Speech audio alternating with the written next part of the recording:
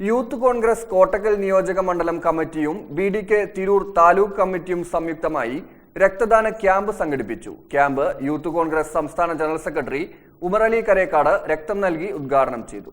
ഷുഹൈബ്, ശരത് ലാൽ, കൃപേഷ് എന്നിവരുടെ രക്തസാക്ഷി ദിനത്തോടനുബന്ധിച്ച് യൂത്ത് കെയറിന്റെ ഭാഗമായി യൂത്ത് കോൺഗ്രസ് കോട്ടക്കൽ നിയോജക മണ്ഡലം കമ്മിറ്റിയും ബി.ഡി.കെ. തിരൂർ താലൂക്ക് കമ്മിറ്റിയും ചേർന്ന് തിരൂർ ബ്ലഡ് സെന്ററിന്റെ സഹായത്തോടെ രക്തദാന ക്യാമ്പ് സംഘടിപ്പിച്ചു.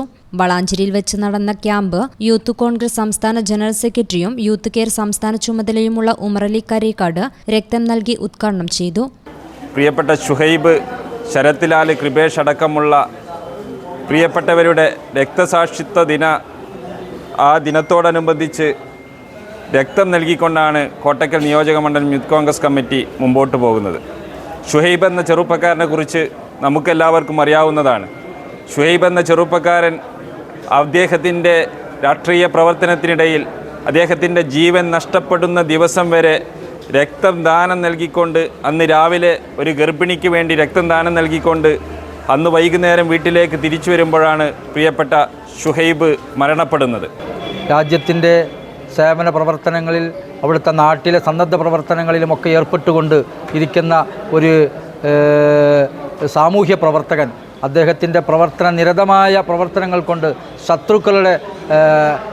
ശത്രുക്കളാൽ മൃഗീയമായി കൊല്ലപ്പെട്ട ശരത് ലാലിൻ്റെയും അതുപോലെ തന്നെ കൃപേഷിൻ്റെയും രക്തസാക്ഷിത്വ ദിനമാണിന്ന്.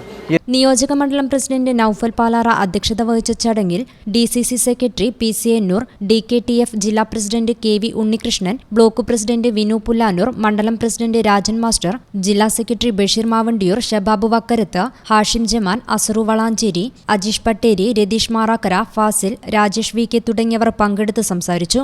ഷമീർ പരിയാരത്ത്, സലാം പാഴൂർ, ഹിലാൽ പൈങ്കൽ, റഫീഖ് KK, ഹാരിസ് ബാബു എന്നിവർ നേതൃത്വം നൽകിയ ക്യാമ്പിൽ 50 യൂണിറ്റ് രക്തം കൈമാറി. News bureau, Valanchery. Al Salama high hospital road, Perinthalmanna.